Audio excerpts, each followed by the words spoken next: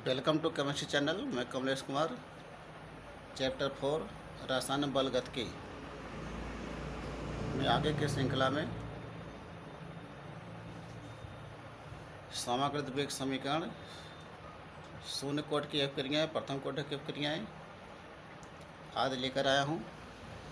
लेकिन इससे पहले आपसे रिक्वेस्ट है कि आप इस चैनल को सब्सक्राइब अवश्य कर लें। तो इसमें देखते हैं समाकलित वेग समीकरण क्या है। वे गणितीय समीकरण जो अभिक्रिया के वेग तथा अभिकारक की मोलर सांद्रता के मध्य संबंध व्यक्त करती हैं, वेग समीकरण कहलाती हैं। वेग समीकरण को समाकलित करके वेग स्थिरांक के तथा भिन्न भिन्न समय पर अभिकारक की सांद्रता के मध्य संबंध व्यक्त करने वाली समीकरण को समाकलित वेग समीकरण कहते हैं।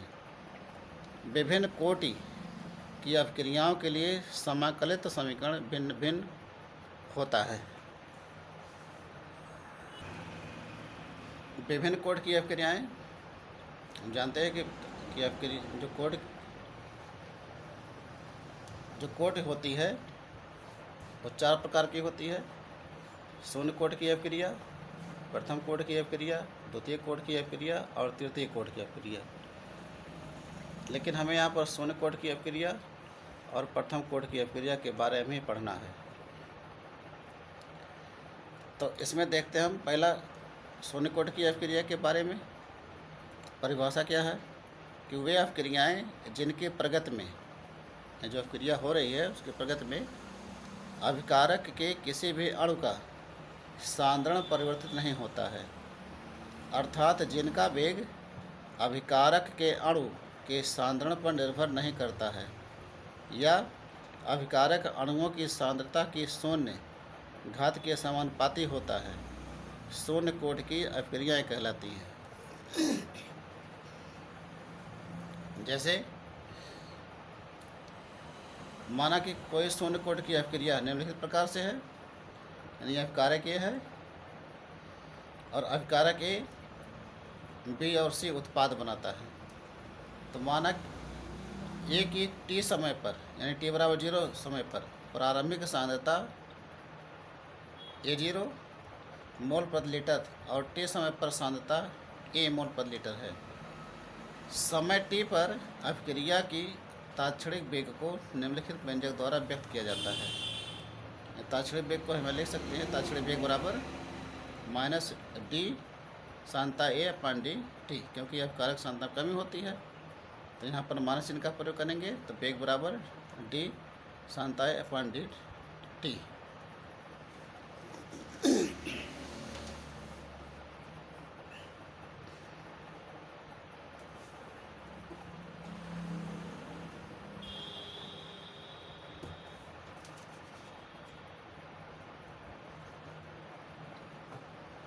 या इसको ले सकते हैं minus D A upon D T proportional प्रारंभिक सांद्रता यानी A0, या minus D A upon D T बराबर के A0, जहाँ के शून्य कोटि की अपक्रिया का वेग स्थिरांक है। यदि ए की प्रारंभिक सांद्रता A0 बराबर 1 है तब minus D A upon D T बराबर के। अतः शून्य कोटि की अपक्रिया के वेग स्थिरांक का मान एवं मात्रक उसके वेग के बराबर होता है। अतः के का मात्रक मोल प्रति लीटर प्रति सेकंड होता है।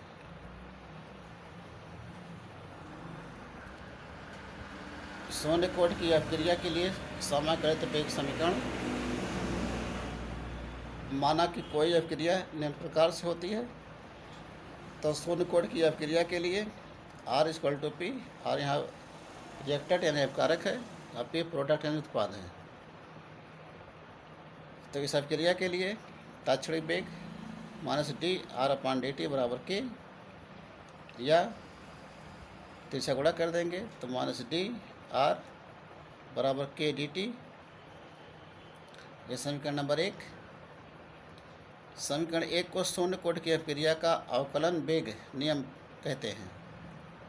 समीकरण 1 का समाकलन करने पर हो जाएगा माइनस समाकलन डी आर बराबर के समाकलन डी टी, या माइनस आर की सांद्रता बराबर के टी, यहाँ से समाकलन हटाएंगे तो हो जाएगा के टी प्लस सी समीकरण नंबर 2, जहाँ सी समाकलन स्थिरांक है, यानी समाकलन के स्थान समाकलन स्थिरांक सी का प्रयोग करेंगे। जब टी बराबर 0, यहाँ पर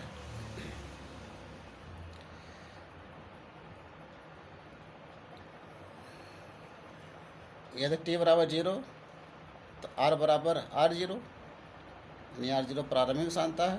तब समीकरण 2 से, यहाँ समीकरण 2 है, समीकरण 2 से हो जाएगा माइनस आर 0 बराबर के गुणे टी, टी के स्थान पर यहाँ पर टी के स्थान पर 0 रखेंगे, और आर यहाँ पर आर के स्थान पर आर 0 का प्रयोग करेंगे, तो हो जाएगा सी का मान समीकरण 2 रखने पर माइनस आर बराबर के टी माइनस आर 0, के टी बराबर आर 0 माइनस आर, या के बराबर आर 0 माइनस आर बटे टी, यह समीकरण नंबर 3।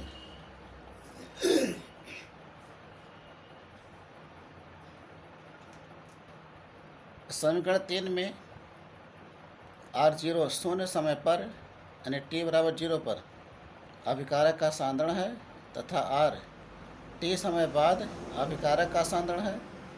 इस कारण इसको आर टी से भी व्यक्त करते हैं। अतः के टी बराबर आर 0 माइनस आर टी, या के बराबर आर 0 माइनस आर टी, यहाँ टी के नीचे आ जाएगा बटे टी, ये समीकरण नंबर 4।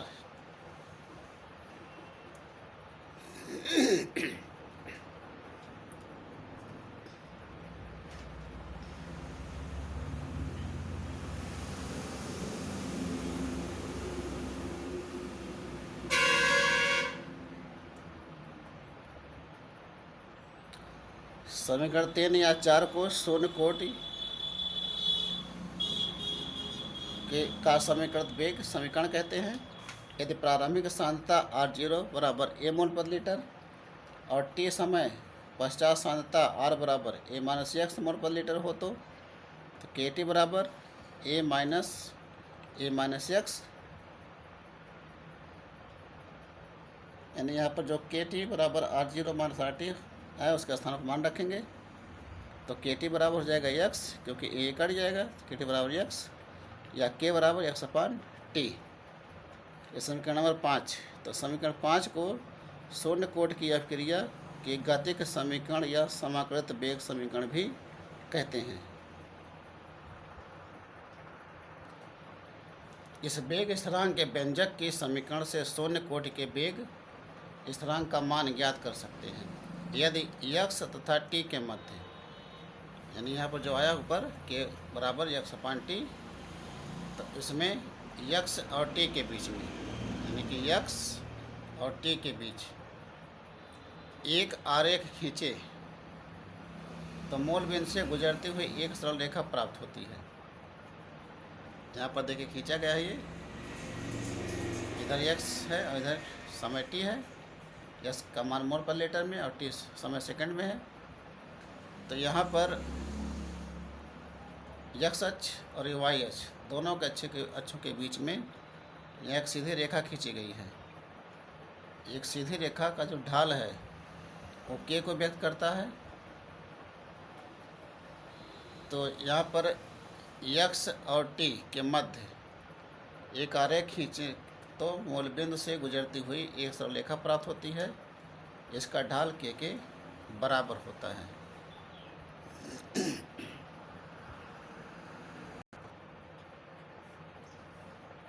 शून्य कोट की अभिक्रियाओं के कुछ उदाहरण यहाँ पर दिए गए हैं।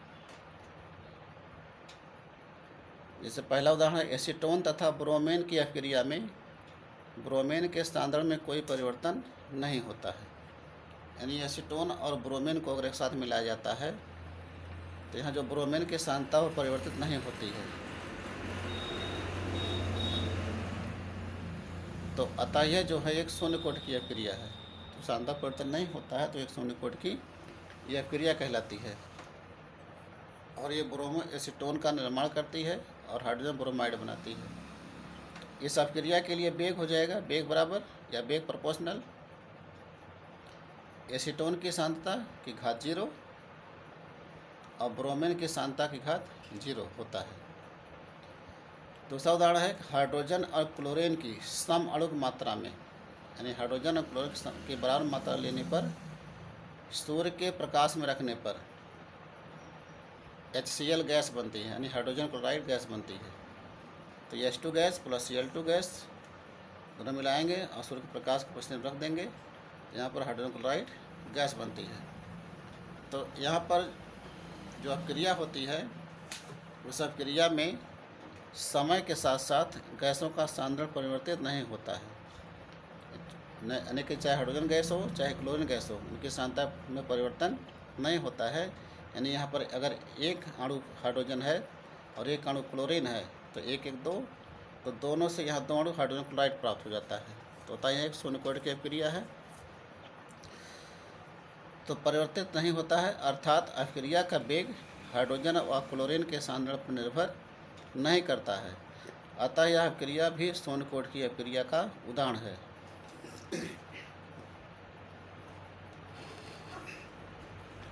इसी प्रकार से तीसरा उदाहरण है नंबर 3।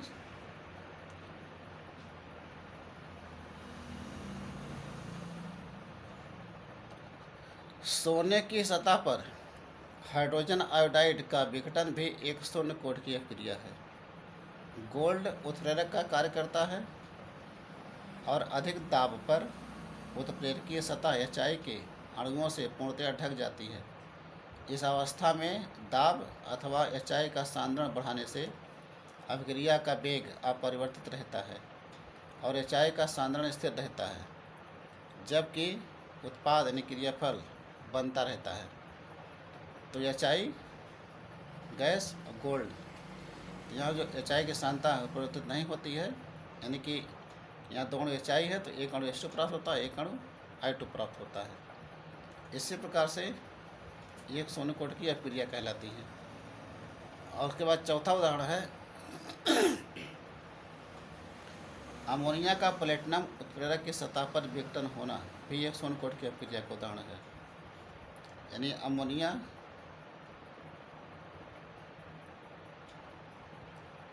का विघटन यहाँ पर हो रहा है प्लेटिनम की उपस्थिति में।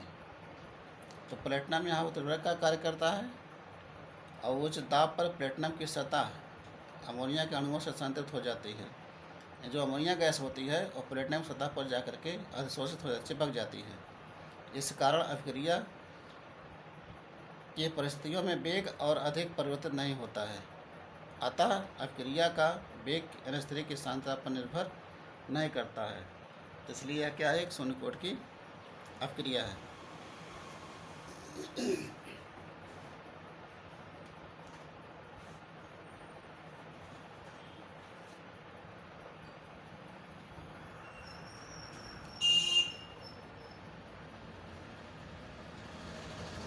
इसके बाद शून्य कोटि की अभिक्रियाओं के अब लक्षण हैं, इसको आप देख लीजिए, इसको आप पढ़ लीजिएगा।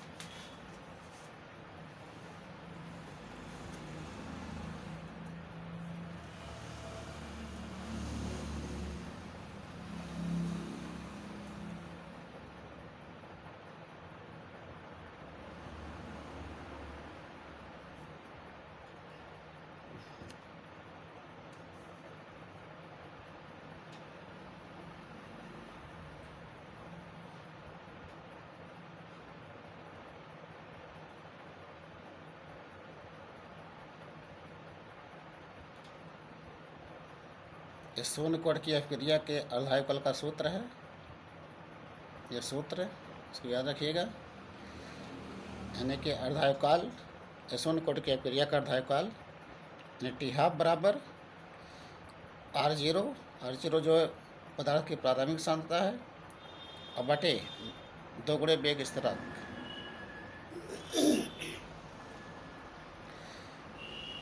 यानी कि शून्य कोट की अभिक्रिया का जो अर्धायुकाल होता है वो अर्धायुकाल उसके अभिकारक के प्रारंभिक सांद्रण के समानुपाती होता है, अर्थात प्रारंभिक सांद्रण पर निर्भर करता है।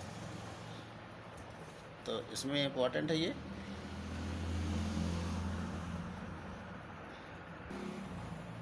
नंबर 2 है प्रथम कोट की अभिक्रिया। वे अभिक्रियाएँ जिनके प्रगति में अभिकारक पदार्थ के एक अणु के सांद्रण में परिवर्तन होता है। जो अभिकारक पदार्थ लिया गया है उसके एक अणु के सांद्रता में परिवर्तन हो जाता है, अर्थात उनका वेग अभिकारक के सांद्रण की प्रथम घात के समानुपाती होता है, प्रथम कोट की अभिक्रिया कहलाती है। जैसे यहाँ पर कुछ उदाहरण दिए गए प्रथम कोट की अभिक्रिया के। हाइड्रोजन परऑक्साइड का अपघटन। प्लेटिनम उत्प्रेरक की उपस्थिति में हाइड्रोजन परऑक्साइड का विलयन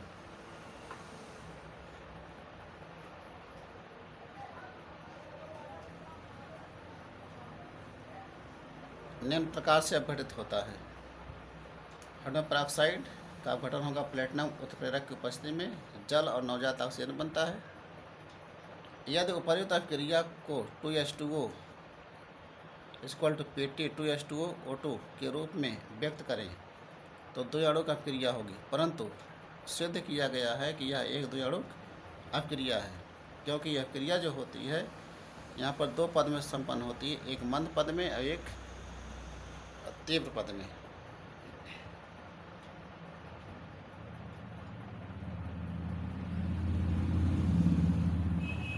तो पहला पद मंद पद होता है, दूसरा पद तीव्र पद होता है। पद 1 में हाइड्रोजन परऑक्साइड जल और नवजात ऑक्सीजन बनाता है जो मंद गैस से होता है, और दूसरे पद में नवजात ऑक्सीजन मिलकर के O2 का निर्माण करता है जो कि तीव्र गति से होता है। चूँकि ऑक्सीजन परमाणु का योग एक तीव्र अभिक्रिया है, अतः केवल प्रथम पद ही मंद है और इसमें केवल एक ही अणु का सांद्रण परिवर्तित होता है, यानी एक अणु, यहाँ पर एक अणु H2O2 परिवर्तित होता है, अतः यह प्रथम कोट की अभिक्रिया है। अतः इसका वेग बराबर K H2O की सांद्रता होगा।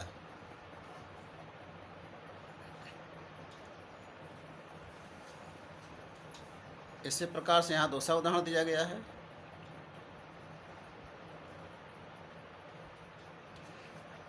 नाइट्रोजन परऑक्साइड का तापीय अपघटन। N2O5 = नाइट्रोजन पेंटाऑक्साइड का तापीय अपघटन होता है। गर्म करने पर नाइट्रोजन डाइऑक्साइड और ऑक्सीजन बनाता है। तो यह क्रिया जो होती है यह निम्नलिखित पदों में संपन्न होती है। प्रथम पद मंद गैस से होता है जिसमें नाइट्रोजन ट्राइऑक्साइड और ऑक्सीजन बनता है। दूसरा पद तीव्र गैस से होता है जिसमें नाइट्रोजन ट्राइऑक्साइड, नाइट्रिक ऑक्साइड और नाइट्रोजन डाइऑक्साइड में टूट जाता है। और तीसरा पद तीव्र गैस से होता है जिसमें नाइट्रिक ऑक्साइड यानी नाइट्रोजन पेंटाऑक्साइड के साथ मिलकर के नाइट्रोजन डाइऑक्साइड का निर्माण करता है। उपर्युक्त तीनों पदों में से प्रथम पद सबसे मंद यानी धीमा पद है, अतः यह पद वेग स्थिरांक पद होगा। इस आधार पर इसका वेग बराबर K N2O5 होगा। इस अभिक्रिया की प्रगति में अभिकारक के एक अणु का सांद्रण परिवर्तित होता है, यानी एक अणु N2O5 का सांद्रण परिवर्तित होता है, अतः यह अभिक्रिया भी प्रथम कोट की अभिक्रिया का उदाहरण है।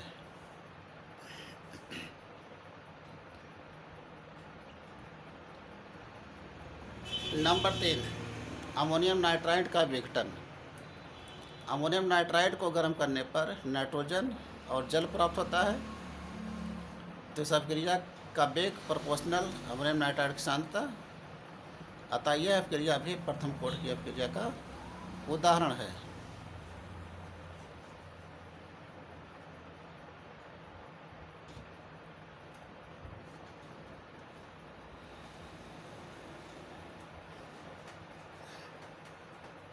और यहाँ चौथा उदाहरण दिया गया है।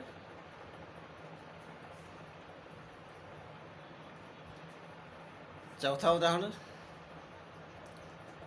क्लोरीन हेप्टाक्साइड का विघटन होता है क्लोरीन और ऑक्सीजन में।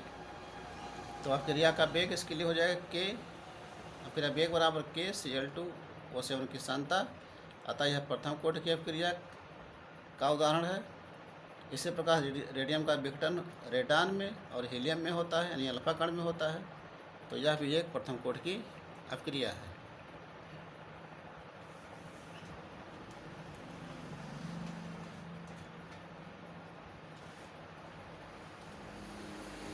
नेक्स्ट हेडिंग है प्रथम कोटि अभिक्रिया के लिए समाकलित वेग समीकरण की स्थापना करना है। माना कि निम्नलिखित अभिक्रिया प्रथम कोटि की अभिक्रिया का उदाहरण है। R=P उत्पाद, R अभिकारक है, P उत्पाद है। इस कोटि की अभिक्रिया में स्थिर ताप पर किसी निश्चित अभिक्रिया के लिए K का मान सदैव स्थिर रहता है। यदि अभिकारक पदार्थ R का प्रारंभिक सांद्रण A मोल प्रति लीटर है तथा T समय के पश्चात इसके X मोल प्रति लीटर अभिक्रिया करके उत्पाद में परिवर्तित हो जाते हैं, तो अभिकारक R का सांद्रण A-X मोल प्रति लीटर शेष रहेगा। तो R उत्पाद प्रारंभ यानी T बराबर 0 समय पर इसकी सांद्रता A और इसकी सांद्रता 0 और T समय पश्चात सांद्रता R की हो जाएगी A-X शेष रहेगा और उत्पाद का हो जाएगा X मोल पर लीटर। तो प्रथम कोटि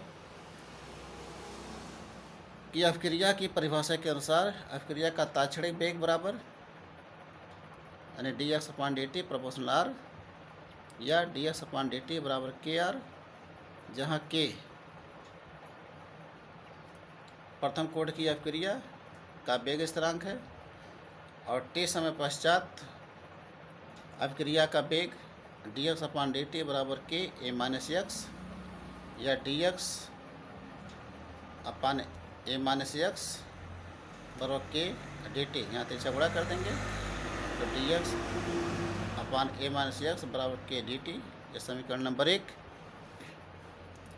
ऊपरी समीकरण 1 का समाकलन करने पर जब समाकलन करेंगे यहाँ पर तो समाकलन dx/A-X बराबर समाकलन k इंटू dt, या समाकलन हटाएंगे तो यहाँ लाग लेंगे तो माइनस लाग A-X बराबर KT प्लस C, जहाँ पर C एक समाकलन स्थिरांक है।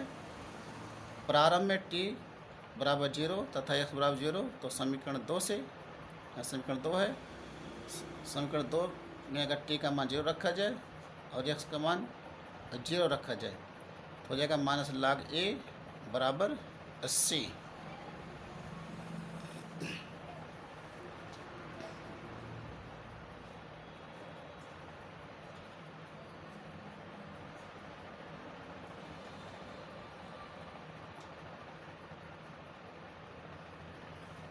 यदि अभिकारक R का प्रारंभिक सांद्रण R0 तथा T समय बाद R हो तो R=P उत्पाद।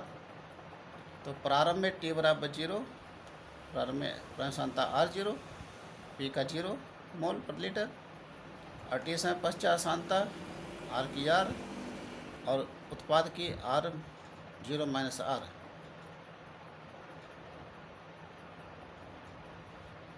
तो प्रथम कोटि की अभिक्रिया के परिभाषा अनुसार अभिक्रिया का तात्क्षणिक वेग बराबर, इसको दिखा सकते हैं -dR/dt प्रोपोर्शनल R या dR/dt बराबर kR, जहाँ k प्रथम कोटि की अभिक्रिया का वेग स्थिरांक है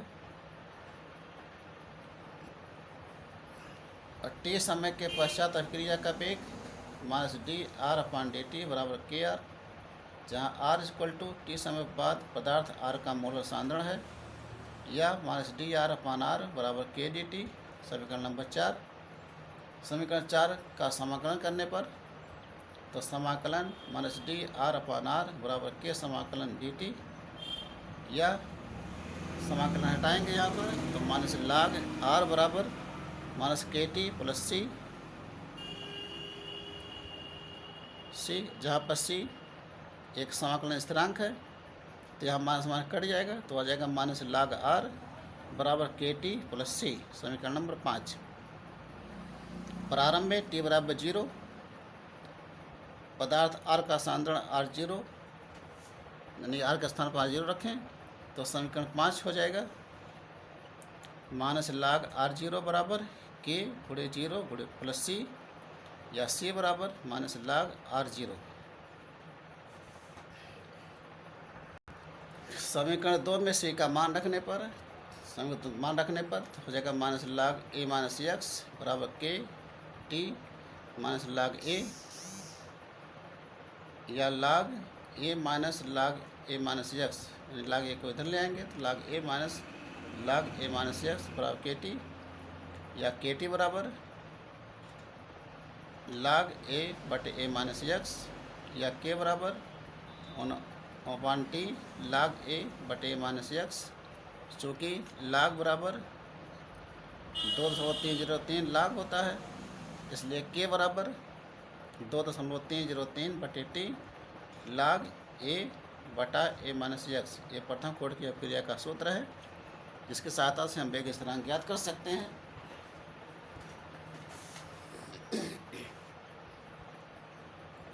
समीकरण 3 को प्रथम कोटि की अपक्रिया का समाकलित वेग या गतिक समीकरण कहते हैं।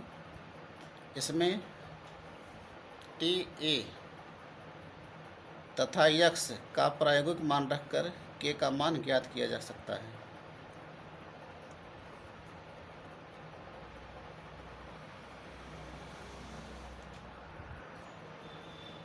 प्रथम कोटि की अपक्रियाओं के अवलक्षण, तो इस अवलक्षण को यहाँ देख सकते हैं, नंबर 1 है, और इसमें सबसे महत्वपूर्ण यहाँ पर इसका अर्धायुकाल,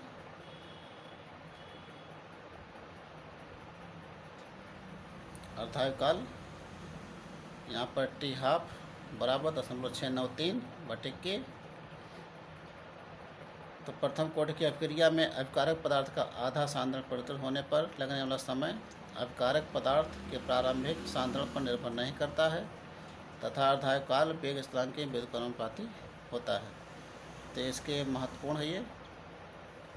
तो यहाँ जो अर्धायुकाल है, अगर एक्स और वाई अक्ष पर रेखा खींची जाए, एक सीधी रेखा खींची जाए, यहाँ पर वाई अक्ष और एक्स अक्ष सांद्रण और अर्धायुकाल के बीच में रेखा खींची जाए, तो एक सीधी रेखा प्राप्त होती है। और उसके बाद यहाँ पर दूसरा अवलक्षण है, जिसमें सूत्र के बराबर 2.303 बटे टी लाग ए बटे ए माइनस एक्स।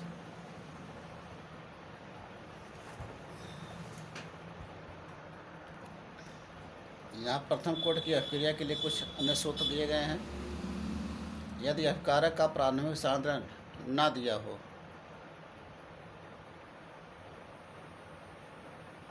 तब उसके लिए हम यहाँ पर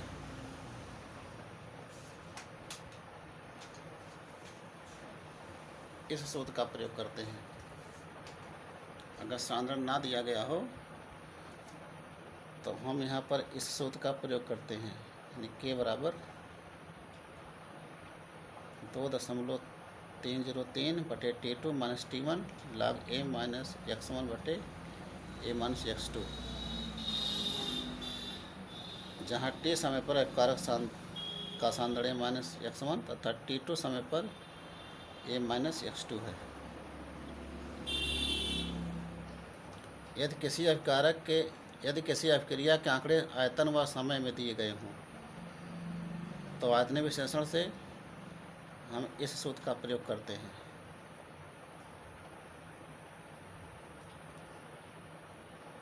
जहाँ V0 शून्य समय पर प्रयुक्त आयतन और VT T समय पर प्रयुक्त आयतन और B अनंत समय पर प्रयुक्त आयतन है। यदि विश्लेषण आंकड़ों में V0 ना दिया गया हो, तो हम इस सूत्र का प्रयोग करते हैं। जहाँ भी अनंत का मान ना दिया गया हो तो हम इस सूत्र का प्रयोग करते हैं। और यदि प्रथम कोटि की अभिक्रिया में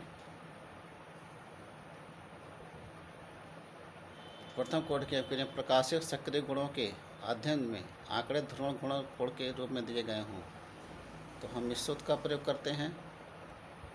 जहाँ पर Q0 शून्य समय पर घूर्णन कोण है, QT T समय पर घूर्णन कोण है तथा Q अनंत समय पर घूर्णन कोण है। ये कुछ अन्य महत्वपूर्ण सूत्र हैं जिसको आप याद कर सकते हैं। इसके बाद आभासी या छद्म आणविक अभिक्रियाएं। ऐसी रासायनिक अभिक्रियाएं जिनकी कोटि और आणविकता का मान समान नहीं होता है, आभासी या छद्म आणविक अभिक्रियाएं कहलाती हैं। उदाहरण के लिए एथिलीस्टेट का जल अपघटन, यानी एथिलीस्टेट का जल अपघटन होता है। इसको जल में मिलाते हैं अम्ल की उपस्थिति में तो यह एस्टिक अम्ल और एथिल अल्कोहल प्राप्त होता है। इस अभिक्रिया की आणविकता 2 है क्योंकि यह प्राथमिक अभिक्रिया है, अतः इसका वेग समीकरण निम्न प्रकार से होगा। अभिक्रिया का वेग प्रोपोर्शनल के एथिलीस्टेट की सांद्रता इंटू H2O की सांद्रता।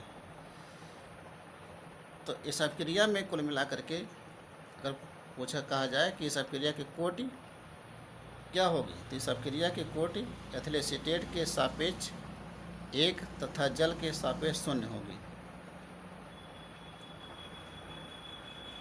यहाँ पर देखिए इस अभिक्रिया कोटि एथिलीस्टेट के सापेक्ष 1 तथा जल के सापेक्ष 0 होगी, अर्थात कुल कोटि बराबर 1 + 0 बराबर 1, अर्थात इसकी कुल कोटि 1 है।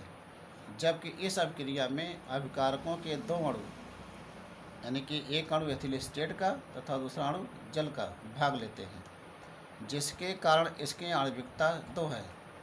इस प्रकार यह अभिक्रिया आभासीय अभिक्रिया का एक उदाहरण है।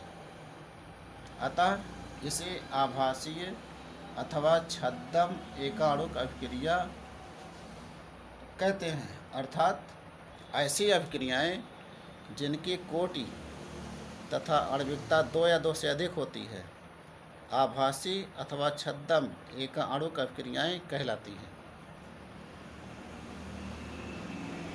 जैसे यहाँ पर एग्जाम्पल दिया गया, सुक्रोज को जल में घोलते हैं और ये तनु सल्फ्यूरिक अम्ल की उपस्थिति में अभिक्रिया करता है और ग्लूकोज और फ्रक्टोज का निर्माण करता है। तो इस अभिक्रिया का वेग प्रोपोर्शनल सुक्रोज की सांद्रता इंटू H2O की सांद्रता। इसकी घात 1 है, इसकी घात 0 है। इसके कोटि बराबर 1 तथा आणविकता 2 है, यानी इसकी जो कोटि हो जाएगी यहाँ पर 1 हो जाएगी और इसकी जो आणविकता है 2 हो जाएगी, क्योंकि एक अणु सुक्रोज है, एक अणु जल है। अतः यह भी आभासी एक अणु की अभिक्रिया का उदाहरण है। जो संघटवाद सिद्धांत की अवधारणा है, रासायनिक अभिक्रियाओं के वेग को संघटवाद सिद्धांत द्वारा भी समझाया जा सकता है। इस सिद्धांत की महत्वपूर्ण अवधारणाएं निम्नलिखित हैं। रासायनिक अभिक्रिया होने के लिए अभिकारकों के 2 अणुओं का परस्पर टकराना आवश्यक होता है।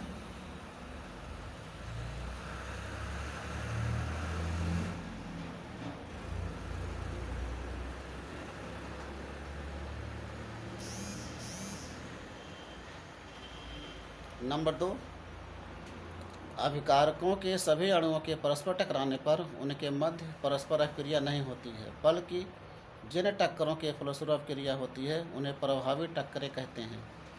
इन टक्करों की कुल संख्या कुल टक्करों की संख्या के सापेक्ष बहुत कम होती है। नंबर 3, प्रभावी टक्करों से प्राप्त अणु सक्रिय अणु कहलाते हैं। इन अणुओं की ऊर्जा एक निश्चित ऊर्जा तल के बराबर या इससे अधिक होती है। इस ऊर्जा तल को देहली ऊर्जा कहते हैं। इस प्रकार अभिकारक अणुओं की वह न्यूनतम ऊर्जा जो उनके अभिक्रिया में भाग लेने के लिए उत्प्रेरित करती है, अभिक्रिया की देहली ऊर्जा कहलाती है। नंबर 4, अभिकारक के अणुओं में निहित प्रारंभिक ऊर्जा तल को सक्रिय करके देहली ऊर्जा तक ले जाने हेतु आवश्यक अतिरिक्त ऊर्जा की मात्रा को उस अणु की या अभिक्रिया की सक्रियण ऊर्जा कहते हैं। अतः सक्रियण ऊर्जा बराबर देहली ऊर्जा माइनस अणुओं की टक्कर से पूर्व निहित ऊर्जा।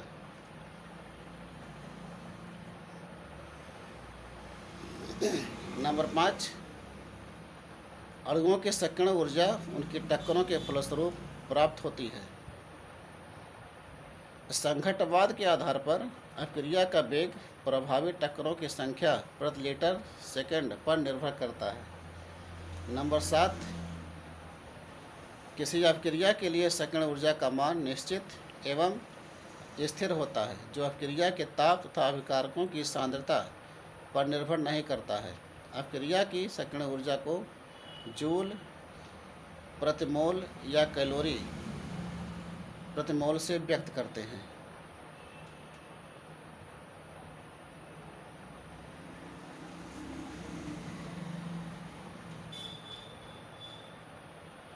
संघटवाद की अवधारणाओं के आधार पर किन्हीं दो अणुओं के मध्य अभिक्रिया तभी होती है जब वे आपस में टकराएंगे, परंतु जब अणु जो आपस में टकराते हैं अभिकृत नहीं होते हैं। वास्तव में टकराने वाले अणुओं की संख्या उन अणुओं से जो परस्पर अभिकृत होते हैं कई लाख गुना अधिक होती है। संघटवाद यह मानकर चलता है कि केवल उन अणुओं के टकराने पर रासायनिक अभिक्रिया होती है जिनके पास अपनी सामान्य औसत ऊर्जा के सापेक्ष अतिरिक्त न्यूनतम ऊर्जा होती है, जो अभिकारकों को सक्रिय संकृत संकुल में परिवर्तित करने में सहायक होती है। यही ऊर्जा सक्रियण ऊर्जा कहलाती है।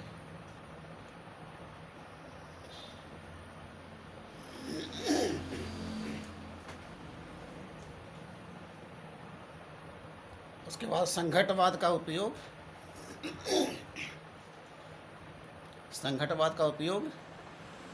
कहाँ कहाँ किया जाता है? संघटवाद का उपयोग ताप वृद्धि तथा उत्प्रेरक के द्वारा अभिक्रिया के वेग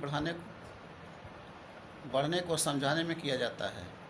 यानी कि ताप वृद्धि पर सक्रिय अणुओं की संख्या में वृद्धि होती है और जिनके टकराने पर अभिक्रिया का वेग बढ़ जाता है। नंबर 2, उत्प्रेरक की उपस्थिति में सक्रियत संकर बनाने के लिए आवश्यक सक्रियण ऊर्जा की मात्रा बहुत कम होती है। इस कारण अधिक अणुओं की ऊर्जा सक्रिय संकर बनाने के लिए आवश्यक ऊर्जा से अधिक होती है और वे सभी अभिक्रिया में भाग लेकर अभिक्रिया के वेग को बढ़ा देते हैं। अतः संघटवाद में अभिक्रिया की बलगतिकी को अणुओं के गतिज सिद्धांत के रूप में व्यक्त किया जाता है। यहाँ दिखाया गया अभिकारक है, दोनों अभिकारक, यहाँ कोई अभिक्रिया नहीं होती है, यहाँ पर अभिक्रिया होती है, ए और बी के बीच उत्पाद बनता है। पर्याप्त ऊर्जा वाले अभिकारक हैं तो इससे जो सक्रिय संकर यौगिक बनता है और फिर इससे उत्पाद बनता है और एक सह उत्पाद बनता है। इसके बाद संघटवाद के मुख्य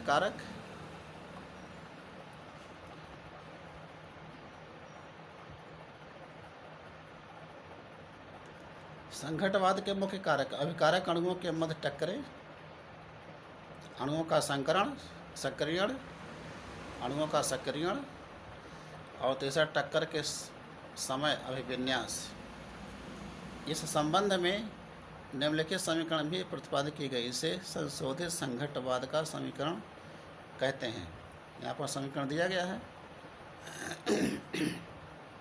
K बराबर PZE अपान EA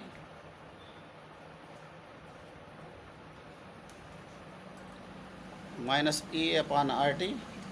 इसमें P अभिविन्यास घटक है जो कि प्रायिकता कारक या त्रिविम कारक है जो अणु की ज्यामिति से संबंधित है। Z अभिकारक अणुओं के मध्य प्रति सेकंड प्रति लीटर संघटनों की संख्या है। EA सक्रियण ऊर्जा R गैसीय स्थिरांक तथा T परम ताप है।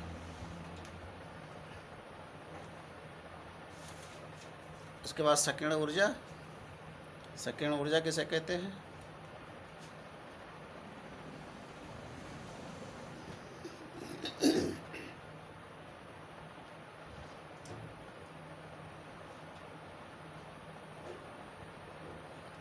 अभिकारक अणुओं के संघट से प्राप्त ऊर्जा की वह अतिरिक्त मात्रा जो अभिक्रिया को संपन्न करने में पर्याप्त होती है तथा जिसके फलस्वरूप उत्पाद बनते हैं, सक्रियण ऊर्जा कहलाती है। अतः अभिकारकों की औसत स्थितिज ऊर्जा के अतिरिक्त ऊर्जा की वह न्यूनतम मात्रा जो अभिकारक अणुओं के संघट से प्राप्त होती है और अभिकारक अणुओं को उत्पाद में परिवर्तित कर देती है, सक्रियण ऊर्जा कहलाती है। यानी कि सक्रियण ऊर्जा बराबर देहली ऊर्जा माइनस अभिकारक अणुओं की औसत स्थितिज ऊर्जा या टक्कर से पूर्व निहित ऊर्जा।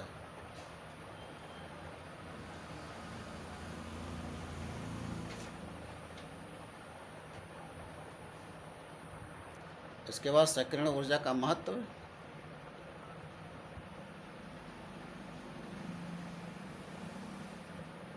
किसी अभिक्रिया की सक्रियण ऊर्जा से निम्न जानकारी प्राप्त की जा सकती है। नंबर 1, अभिक्रिया वेग की तुलनात्मक जानकारी प्राप्त होती है। यानी कि यदि किसी अभिक्रिया की सक्रियण ऊर्जा कम है तो उस अभिक्रिया का वेग अधिक होगा, यदि सक्रियण ऊर्जा अधिक होती है तो उस अभिक्रिया का वेग कम होगा। यदि अभिक्रिया का वेग प्रोपोर्शनल अनुपात सक्रियण ऊर्जा। और नंबर 2, अभिक्रिया के ऊष्माक्षेपी अथवा ऊष्मा शोषी होने का ज्ञान भी सक्रियण ऊर्जा से प्राप्त किया जा सकता है।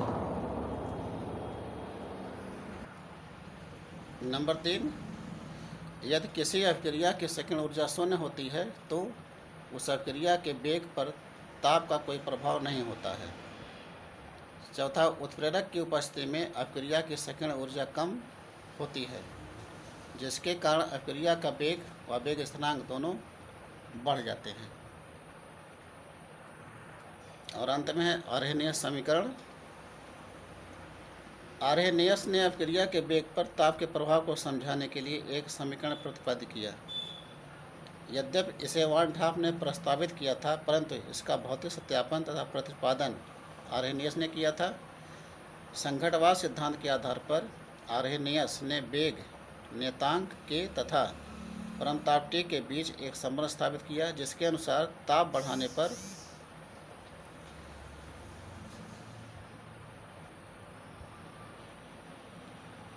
बढ़ाने से वेग में चरघातांक की वृद्धि होती है, जो निम्न प्रकार से है। यह सूत्र दिया गया है K बराबर AE की घात EA / RT। ये आर्हेनियस समीकरण का सूत्र है, जहाँ A को पूर्व चरघातांकीय गुणांक या आवृत्ति गुणांक कहते हैं, EA को सक्रियण ऊर्जा कहते हैं तथा इस समीकरण को आर्हेनियस समीकरण कहा जाता है। इस वीडियो में यहाँ तक। आशा ये वीडियो आपको पसंद आया होगा। आपका बहुत बहुत धन्यवाद।